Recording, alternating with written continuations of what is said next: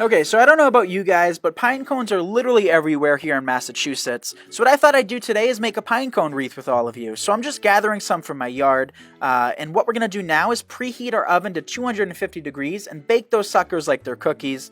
And what that'll do is kill off any bugs and remove the sap. So as you can see, I'm emphasizing the fact I'm wearing gloves because it's wicked hard to remove the sap off your hands, and I've actually used a Brillo pad in the past. Highly not recommended.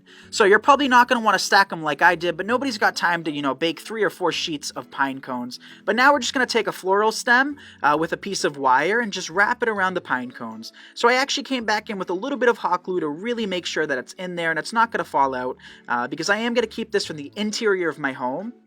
You'll also need a 14-inch grapevine wreath and lots of pine cones and hot glue. So I'm just going to use my glue skillet today and start working them around the perimeter. So I'm just kind of lining the outside. As you can see, this grapevine wreath is really wonky and not even, but we're going to make it look even in the end. So I'm just lining the entire edge with these pine cones, just dipping the stems into my glue skillet and working them in. So one thing I can tell you guys is you're going to want to place this indoors. Pine cones do have a tendency of closing, especially if they're wet. So just keep that in mind. They'll definitely show once they close up. So now what I'm doing is I'm just filling in between, making sure there's no cracks showing, and here's what the wreath looks like with nothing on it. So I wasn't absolutely in love with this. It doesn't really fit my home's aesthetic, so I decided to spray paint it gold. So this is just an indoor-outdoor spray paint, and the brand I recommend is Krylon. I really like their spray paint, and we're also going to create a bow, and this is a 4-inch ribbon, you guys. Look at how pretty that ribbon is. And I thought we'd keep it simple. We didn't go through all of that work for nothing, and I definitely want to be able to see all of the pine cones. So we're just going to create a 2-loop bow with some tails cascading down below.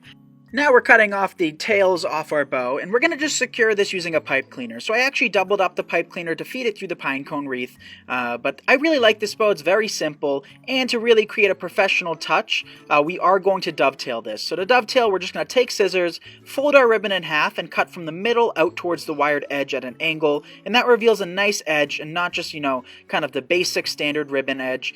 So definitely do that to really enhance the way your ribbons look. Now we're just going to feed it through the grapevine and secure it from behind. And as I said before, you're not going to want to create this wreath if you're going to cover it with lots of product. Showcase the beautiful pine cones and don't, add huge loops and lots of ribbons and, ornaments and decorations, because that just kind of wastes your time.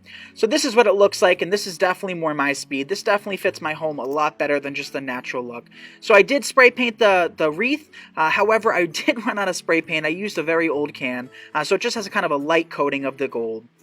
So I hope you guys give this a shot, because you should have pretty much all of the ingredients for this project at home.